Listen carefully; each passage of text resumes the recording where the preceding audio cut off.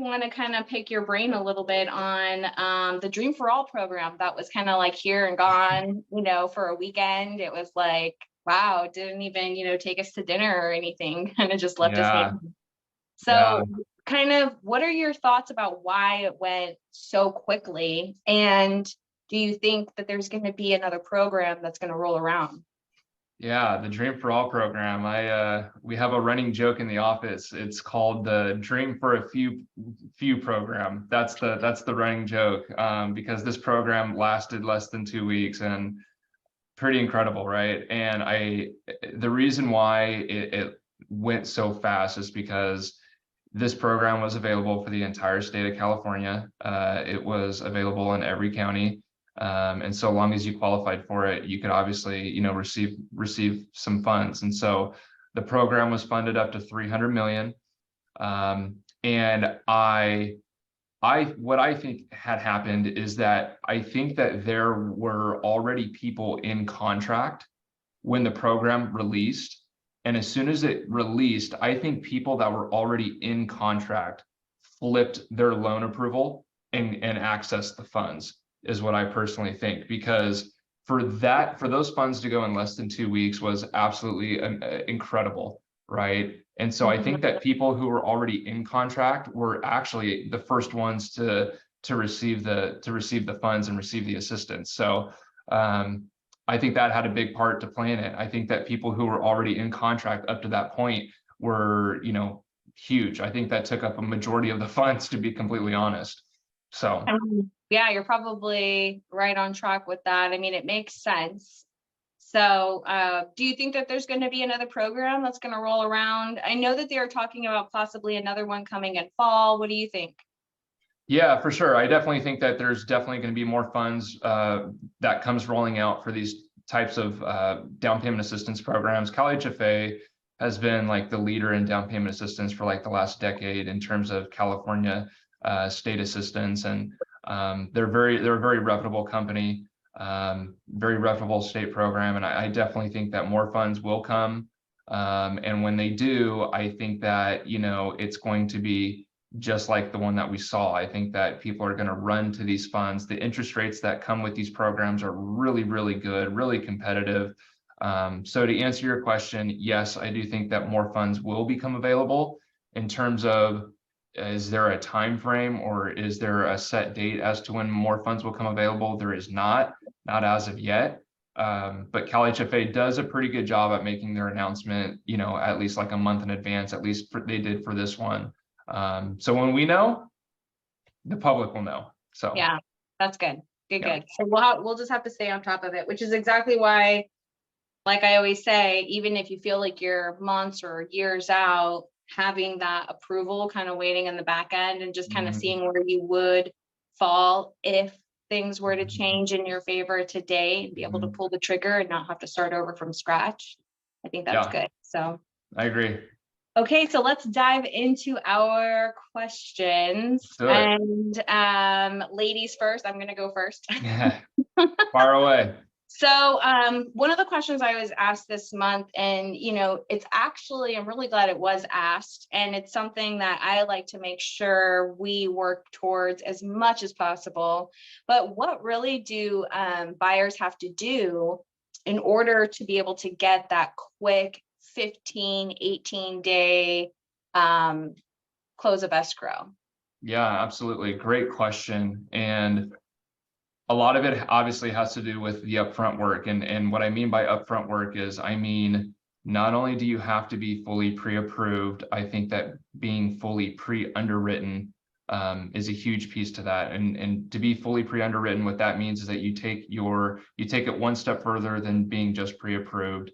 Your file is received by an underwriter, is underwritten, and you are given a conditional loan approval. And that conditional loan approval means that your loan is approved, and it just kind of comes with a few conditions from that approval list. And so that is number one. You got to be fully pre-underwritten. Let's get that file into underwriting. That way we can kind of start knocking off some of these conditions.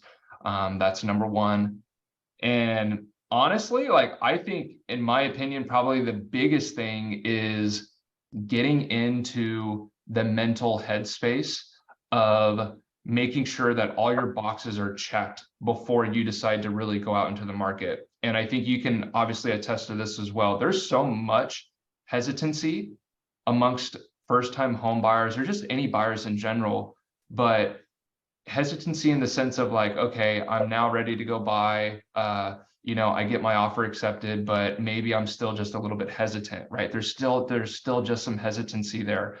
And I think the best way to get rid of that hesitancy is by having conversations about pros and cons of buying a house, doing a rent versus buy analysis. That way, if you are renting, you can see the benefits of buying, talking about the budget, your monthly payment budget, talking about what are the absolutes, like the max payment that you're willing to pay, and talking about your total cash to close budget as well. And I think that once you're able to wrap your head around all of this and really get a clear understanding for what all of it is, I think that the quicker you can get over the hesitancy that you may have. And I think once you reach that, you reach a level of confidence, right?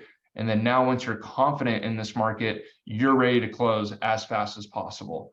Because a lot of being able to close really quickly comes back to the borrowers, comes back to the buyers, right? Are you able to give us everything on time? Are you able to e-sign all your documents all on time? Are you accessible, when it comes to scheduling, signing for your loan docs, things like that. And I think that with having that hesitancy part removed, I think that it makes the whole transaction a lot smoother. I think things go a lot faster.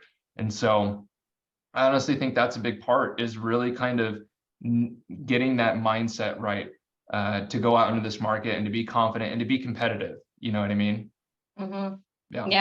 Yeah. So what are some of the things then that they would have to, for the fully underwritten, from what I understand, it's complete verification of employment, reviewing credit reports, verifying funds. It's like the whole thing, which what I tell my clients is it's stuff you're going to have to do anyway. But if we can do as much of that up front, we are going to shave off days for your closing. And to be able to be, like you said, competitive, especially in today's market, you want to be able to have as much done up front as possible, close fast, and then be able to give the seller their funds. And if you can gift some time in the property to the seller to still give them, time to find a home or time to make a move. So, I think that's a really good strategy, especially right now when people are definitely expecting things to move very, very competitively and very solid. They expect solid deals, no being, wishy-washy on, you said this is what you offered and now you're saying this. So being very upfront and clear, I think also sets up a really good deal. Agree. Yeah, totally. Yeah. Totally. Well, it's my turn. Okay, I'm ready. Cool. Let me see here. So I'll start with this one. It is, what can an agent like yourself offer that a real estate tech company cannot? And so this question, obviously you know of the real estate tech firms, and could you kind of talk about some of these differences and some of the pros and cons? That'd be great. Yeah, so that's a great question, because here's the thing is, sometimes these programs, these deals, these low commission structures, it can work for some people. In some situations, sure, it could be a good fit. In most situations, there's going to be some struggles on the end for the seller. So while you're going to have some savings on the commission end, and as a reminder, you're still going to be owing a commission to the buying side. This is just saving on the selling side. So, and then at times we see a lot of back end fees starting to get incorporated, and you definitely you get what you pay for. So there's a standard in the industry of what we make during our sales. And so when somebody has a structure that significantly lowers that standard, you're going to have some things affected on the service end. What I've heard from people who used to work for, the discount rate commission structured brokerages, there's just a lot of more work on the seller's end to stay savvy. They don't have a lot of assistance with reviewing offers, structuring counters, dealing with requests for repairs, asking, for someone to go into the property and, take pictures or do this or that. It can be really limited. You didn't pay for that. This is going to be, now it's going to be this much if you want to add that on. And sometimes towards the end, it can just be where you're realizing it would have gone faster, you would have made more, and the experience would have been a lot less stress by hiring just a traditional agent. So from there, your experience really fluctuates if you stick with an agent who's just average, or if you kind of go with a concierge type service. So then you start interviewing agents and seeing what they have to offer compared on their commission structures. Well, that's awesome. No, thank you for breaking that down. I think that's such a great point, and I think such a huge question for people to like really hear the answer for. You know what I mean? I know that in this day and age, so many people just shoot directly to the internet and get, all their information directly from the internet. And I think that, having a professional in the field talk about it, such as you just did, and kind of put it into perspective like that, I think is fantastic. So thank you for answering that. I appreciate it. Yeah, no problem. That was a great question though, because that's very common. A lot of people are wondering like, what's really getting the commission, and getting people in the door and having open houses and having, great marketing. That is like 1/3 of what it's going to take to get an offer that you need in the terms that you need to get the home that you want, and have that bridge feel like it wasn't an extremely overwhelming experience. So the negotiations, having the right resources, having the right team, having the right structure and systems, that definitely backs up the fancy marketing that most agents can do these days. Yeah, for sure. I mean, and just kind of hearing from that, like it can affect price, right? Like it can affect, astronomically. I mean, you talk about, the amount of fees and the fee structure. Well, at the end of the day, like it could potentially affect price, you know what I mean? Depending on, who you choose. So. Yeah, it definitely can. It overall, it all plays with each other. Yeah.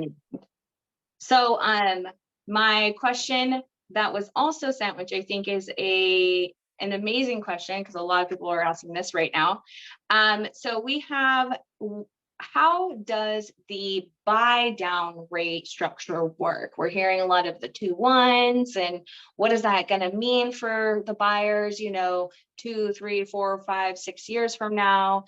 And how would they protect themselves from, getting into like a early 2000 situation where interest rates are going to shoot up, and, they might be wary of that? Yeah, great question. So basically they're called temporary buy down programs, and they've become popular over the last 12 months just simply because rates shot up. And basically how these programs work is that you take today's interest rate, let's say for the sake of example, let's call it 6.5. Okay. And we'll use the example of a 2-1 buy down. Okay. So in year one, your interest rate is 2% less than what today's market rate is, which means that in year one, your interest rate would be 4.5%. In year two, it goes up 1% to 5.5%. And then in years basically 3 through 30, it goes back to that 6.5%, and it stays fixed for the remainder of the loan. So it is still a fixed loan. This is not an adjustable rate mortgage. This is something that isn't going to be adjusting on you for the life of the loan. This is a very, very safe product. And I don't say that as if like an adjustable rate mortgage isn't a safe product, but this is a very, very fixed, very safe product. And so how the program tends to work is that there is an additional cost. It is the buy down cost. And so that buy down cost is usually paid by the seller. getting a seller credit. That is how you basically are able to pay for this buy down cost, is through seller financing and seller credits. And so I know that in the market that we are now coming out of, this is just the California market is just, it's crazy. It is one thing one day, and then the next day it's completely different. And I know that we are slowly coming out of and transitioning from a seller credit market now to obviously a multiple offer market and a very competitive market. So I know that for me personally, the buy down programs have slowed down just simply because seller credits just haven't been as given out as much as what they used to just even 6 months ago. But that's how it works. That's how it works. And it is a great product if you are able to receive the seller credit amount for the buy down. You are able to refinance at any time. It's not like you have to wait until year 3 to where you are back at your market rate in order to refinance. You could refinance at any time. And yeah, it is a great product. It is a great product if you are able to if you're able to acquire that seller credit. Yeah, I mean, it can work out in some situations, right? There's always somebody who's slightly overpriced, or maybe somebody who pulled off market, or somebody that might be selling and it's not listed live. Whatever the case is, it's worth a shot, and definitely something to kind of keep on the back burner. And especially if the market takes a turn, it's good to know about too. Just Absolutely. that there's Absolutely. Yeah. So awesome. Back to me. Let's see here. Last question I have is, all right, so this is a really good one here. What should sellers and listing agents be looking for when going through offers? And I put here, for example, what are some key points to look for? What are not so much key points, like mood points? And then what are red flags? If you could touch on that, that'd be great. Yeah, so that is a real good one, especially with the multiple offers right now. How do I decide? So Right. Right off the top, presenting an offer is extremely important to getting your offer accepted. It's how it's presented. Did the lender call right away when the offer was presented? Was the lender even aware that an offer was being presented? Is the more important thing. Right. How was communication when they were touring? There's a lot that a listing agent can see as red flags that can happen even before we see an offer, right? So there's a lot of it has to do with, is the buying agent paying attention, and are they communicating, and are they structuring everything the right way to where it's not sloppy? So there's little things, they leave the seller's name off of the offer, it's not signed the right way, things like that. Now, besides that, as far as what the listing agent can tell on the seller's end of being able to recognize what's going to be a good solid offer is, did somebody really call and make sure that they're structuring the terms the right way?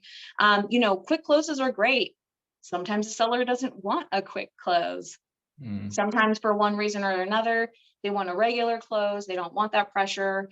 Are they going to have their own contingencies in place? There's I'm pretty sure it's an SPRP, and it's the seller's contingency that they're going to be able to close on their replacement property in order to close on this property. So, also what reports are available? Is the buyer able to remove some certain contingencies, loan, appraisal, some inspections? Are they realistic? Does it seem like the offer is more than it should be? Does it look too good to be true? Because what is happening, some strategies that some buying agents will advise their clients to do is, let's just write it high. We'll rely on the appraisal, and once we're halfway into escrow, we'll work them down, right? I mean, it happens. So if you're getting an offer where you're thinking it's going to be really sketch on that appraisal, sometimes it's really good to be realistic. Okay, if they're going to be pushing anything like a price, get something in writing that says that they're willing to cover some gaps. Yep. And that they're willing to basically put their money where their mouth is. And if they're like, no, we can't pay $10,000 over value. If it's over value, well, there shouldn't be a problem if you feel like it's actually valued at this price. So, there's some things. And also on the seller's end, there are some things that they can do to make sure, as what I like to call is just removing hesitation. So we are offering full disclosures, full reports. We're fixing all of the, little holes in the wall, cracked outlet plugs, fans that are shaky, things where a buyer is going to walk in there and think, oh, I wonder what else is wrong with this house. So we just remove as much hesitation as possible. So then we can go really hard with trying to get the best terms. So yeah, it's definitely a combo package of how to get that done. Yeah, that's awesome. And I love the part that you mentioned early on in that answering that question about the communication part and how key a buyer's agent communication and the lender's communication is with you. And like you said, are you getting the phone calls? Are you getting asked the questions? Hey, like what are some of the things that the seller is really looking for in this offer in terms of timelines and contingencies and things like that, right? It's the attention to detail.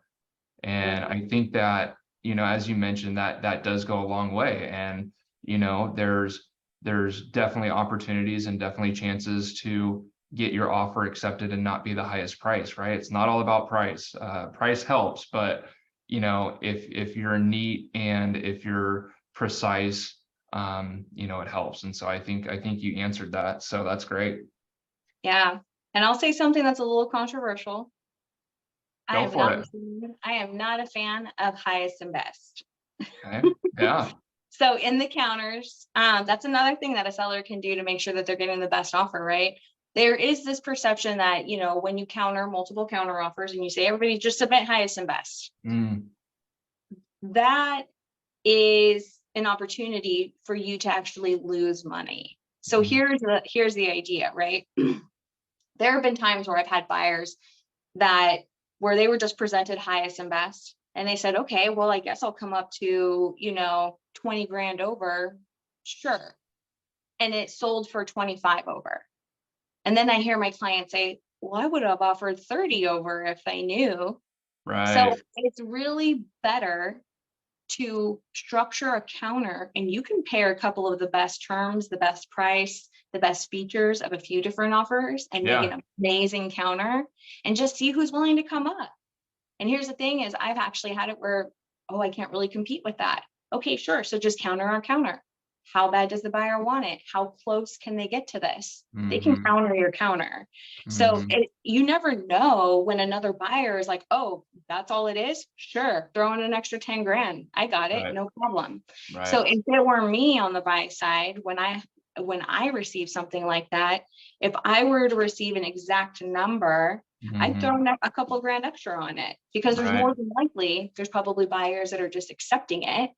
Right. So you could always throw an extra couple grand on it or actually counter it with something better and make sure you're going to get it. Good stuff. Smart stuff. I love it. Yeah. Yeah. So good. Well, good. That was a really good Q&A. So yeah, I really like it. And, if anyone has any other questions in the future, please just send them our way. We love just kind of gathering up everything that we hear throughout the month. And so Garrett and I will get live on the call here and just kind of break them down and, mastermind around them. Absolutely. Absolutely. And just kind of echoing what Amanda said, if you guys have questions, please feel free to send them in. And if there's anything that you see in the market and you guys have questions about, feel free to definitely send them to us because we are more than happy to answer. And that's what we do. That's, our jobs are to educate people and to help people in this real estate market. And we're here for it. So